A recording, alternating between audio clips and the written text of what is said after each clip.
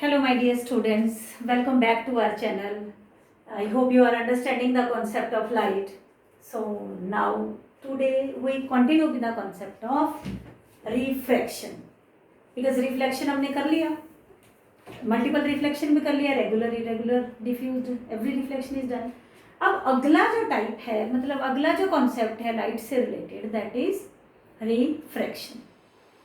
Right.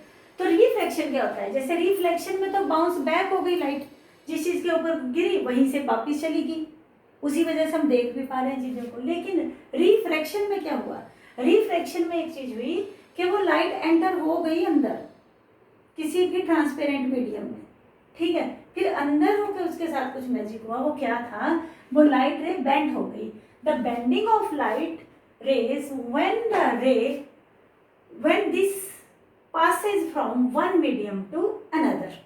वो रे जो जब एक मीडियम से दूसरे मीडियम में एंटर हो रही है तो वो बेंड हो जाती है. बेंड भी नॉर्मल की तरफ होती है. अभी मैं बताऊंगी, एक छोटी सी एक्टिविटी भी आप लोगों के सामने बताऊंगी. देखो नॉर्मल सा क्या है, मैंने एक ग्लास ऑफ वाटर लिया है, ट्रांसपेरेंट मीडियम है, वाटर भी ट्रांसपेरेंट है, बाहर क्या है? एयर. ये एक पेंसिल ले ली मैंने. अगर मैं इस पेंसिल को इस ग्लास के अंदर डाल दूं तो what will happen? It seems कि ये पेंसिल जो है वो ब्रोकन हो गई, टूट गई. ठीक है ना? टूटी हुई दिख रही है, कहीं से मोटी भी दिख रही है, कहीं से ऐसे लाइक बेंड सी हो रखी है. तो व्हाट इज दिस? अगर देखें तो वैसी की वैसी है, कुछ भी नहीं हुआ इसके साथ. लेकिन इसके अंदर डालते ही पानी ने इसके कोई वाटर एब्जॉर्ब थोड़ी भी किया पेंसिल ने. नो. जो रेज अंदर गई थी ना, लाइट रेज, वो बेंड हो गई हैं. क्यों? क्योंकि water is denser then that air. है तो ट्रांसपेरेंट, लेकिन है क्या? डेंसर है. ठीक है. इसके मॉलिक्यूल्स क्लोजली पैक्ड है एज कम्पेयर टू एयर. तो ये क्या चीज़ थी कि bending of light when it passes from, when any light ray pass from one medium to the another, तो वो जो लाइट रे थी वो बेंड हो रही है. इस वजह से ये हमें टूटती हुई दिख रही है. Now I think you understand about this thing. जैसे मैंने यहाँ पे एक सिंपल सी चीज़ बनाई कि ये एयर है, ये वाटर मीडियम है. ठीक है. यहाँ पे एंगल क्या था? 45. जैसे ही वो रेज अंदर घुसती है तो वो टू, ये क्या है? डॉटेड लाइन, ये है नॉर्मल. नॉर्मल की तरफ वो घुसता हुआ दिख रहा है. ठीक है. तो ये छोटी छोटी एक्टिविटीज है. अब एयर से वाटर में कर दिया, अगर ग्लास में करें तो ये थोड़ा और बेंड होएगा, क्योंकि जितना ज़्यादा डेंसर कोई मीडियम होता चला जाएगा ना एयर के कंपैरेटिवली. अब ग्लास तो वाटर से भी डेंसर है, तो उसमें और भी ज़्यादा वो बेंड होएगी, और ये एंगल जो है, एंगल ऑफ रिफ्रैक्शन, ये और भी छोटा हो जाएगा.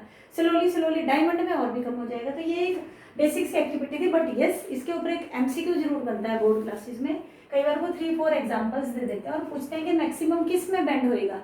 तो आपने देखना है जो ऑप्टिकली ज़्यादा डेंसर होएगा, the object which is more denser optically, उसके अंदर बेंडिंग ज़्यादा होएगी और उसका एंगल ऑफ रिफ्लेक्शन जो है वो कम होएगा. राइट. ये बिल्कुल उल्टा है, मतलब रिफ्लेक्शन से. रिफ्लेक्शन में बैक चली जाती है और एंगल भी इक्वल रहते थे, जबकि रिफ्रैक्शन में एंगल भी छोटा हो गया और लाइट रेज जो है अंदर घुस गई. बट ट्रांसपेरेंट मीडियम चाहिए. ठीक है. और कंपेरेटिवली डेंसिटी चाहिए उसकी एयर के साथ. राइट. नाउ अगर मैं इसके ऊपर कुछ एग्जांपल्स बताऊं आप लोगों को कि कैसे कैसे, जैसे रेनबो फॉर्म होता है, that is also due to the refraction. क्योंकि लाइट रे, सन की लाइट रेज जो है, सन रेज जो है वो वाटर ड्रॉपलेट्स में घुस जाती हैं. अभी आगे हम और चीज़ भी करेंगे कि क्या वो 7 कलर में कैसे डिवाइड होती है. तो और मैग्नीफिकेशन ग्लासेस जो हम लेते हैं उसमें भी रिफ्रैक्शन होती है. रिफ्रैक्शन की वजह से आपने देखा होगा मैग्नीफाइड इमेज भी हम देखते हैं. मैग्नीफाइड क्योंकि लाइट अंदर घुसी है, उसके बाद नॉर्मल की तरफ बेंड होके तो इजीली आपके सामने रिजल्ट होता है. राइट. ये सारी चीज़ें थी. अब इसके ऊपर जो एक बेस्ट एग्जाम्पल है ना, दैट इज प्रिज्म. प्रिज्म एक 3D बॉडी है, तीन मतलब triangular 3D body of glass, glass की बनी हुई. ठीक है. एक ग्लास का मतलब ये है, ये तो 2D है लेकिन वो 3D मोटी भी होती है. उसके अंदर जब लाइट रेज जाती है ना, ठीक है, तो उसके अंदर मल्टीपल रिफ्रैक्शन हो जाती है, ये बोल सकते हो मैं. राइट. क्या है कि इंसिडेंट रे अंदर गई, आगे फिर अंदर घुस गई, रिफ्रैक्ट हो गई, रिफ्रैक्टेड रे. बट आगे क्या हुआ? फिर वो फिर वहां से बाहर भी निकल गई, क्योंकि फिर से रेयर मीडियम में आ रही है. तो अगर हम देखें तो ये जो I2 और I1 होएगा इंसिडेंट एंगल जो है वो इक्वल होते हैं नॉर्मल के साथ, ठीक है। ऐसे गई स्ट्रेट हो गई अंदर, क्योंकि बेंड हो रही है नॉर्मल, ये नॉर्मल है इधर, नॉर्मल की तरफ बेंड हो रही है, ठीक है। उसके बाद वो फिर से, तो ये जो इसके बाद एंटर होने के बाद बाहर निकल गई, क्योंकि ग्लास है, लाइट तो पास कर ही देगा, तो पास करा जो रे इधर पहुंची, that is called as emergent ray, emerge हो गई, उत्पन्न हो गई, राइट। ये चीजें फिर यहाँ पे देखो कितनी अंदर मतलब रेज मल्टीपल रिफ्लेक्शन हो रही है, ये एक एंगल ये है, एक एंगल ये बना, रिफ्लेक्टेड एंगल 1, रिफ्लेक्टेड एंगल 2, ठीक है। यहाँ से भी ये शुरू हो गया, राइट। तो ये सारी चीजें क्या है, एक प्रिज्म के अंदर की कंडीशन, कि जब प्रिज्म के अंदर लाइट रेज घुसती हैं तो what would happen with those rays, ठीक है, वो मल्टीपल रिफ्रैक्शन हो जाती है अंदर।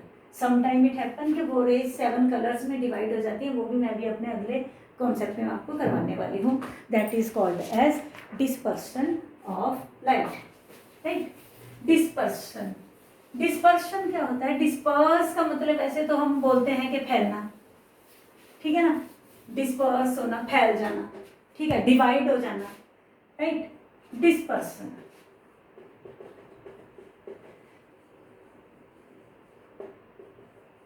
ठीक है। Splitting of white light into 7 colours, splitting of white light into 7 colours, ठीक है। वो जैसे कि रेनबो बनता है, विवग्योर अगर याद हो तो, विवग्योर, if you remember for this विवग्योर, right. ये रेनबो के 7 कलर हैं, तो वो जो व्हाइट लाइट है ना, violet, indigo, blue, green, yellow, orange, red, ठीक है।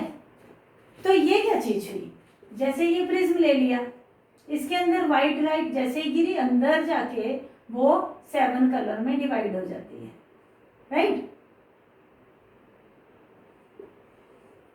तो ये क्या चीज बन गई, बाहर आके फिर से वो एक हो जाएगी। तो इसके अंदर ये एक बड़ा मैजिकल सा नेचुरल ट्रिक भी है ये, ठीक है, कि व्हाइट लाइट आई, किसी ट्रांसपेरेंट 3D बॉडी के अंदर घुसी और अंदर जाते ही उसकी मल्टीपल रिफ्रैक्शन हो गई।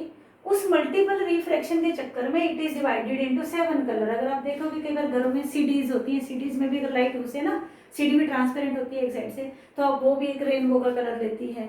या कहीं पे ऑयल स्प्लिट होता है रोड वगैरह पे, अगर आप देखो, अगर उसके ऊपर थोड़ा सा पानी गिर जाए और फिर सनरेज उसके ऊपर गिरे, तो that is also sometime it happen कि वो भी हमें दिखता है ऐसा कि कुछ रेनबो सा बन रहा है। या जनरली मैं बोलूँ रेनबो ये वाटर ड्रॉपलेट्स रही, बारिश के बाद कुछ ड्रॉपलेट्स एटमॉस्फेयर में रहती है, फिर सन आ गए, मतलब थोड़ी सी धूप भी आ गई, अब सनरेज इसके अंदर घुसी इन ड्रॉपलेट्स के अंदर, तो वहाँ पे वो 7 कलर में डिवाइड हो जाती है, स्प्लिट हो जाती है। ये हमारी आंखों का धोखा भी होता है कि वो लाइट जो है, क्योंकि लाइट क्या है, फॉर्म ऑफ एनर्जी, तो वो ऐसे डिवाइड हो गई तो आज तक कैसी किस फॉर्म में पहुंची, वो कलरफुल फॉर्म में, ठीक है। तो उससे क्या बन गया, rainbow, splitting of white light, ठीक है। ये कॉन्सेप्ट हमें सर आइजक न्यूटन ने 1666 में दे दिया था। उन्होंने एक ये भी बोला था कि एक डिस्क सी बना दी, कि कोई सर्कुलर शीट काटी, उस पर ये वाले 7 कलर्स का पेंट किया, लाइक दिस, ऐसे एक डिस्क काटी, उसमें ये 7 कलर्स का मतलब इक्वल डिवीजन किया था, ठीक है, 7 कलर्स का पेंट किया। और जब ये 7 कलर्स का पेंट किया ना उसने,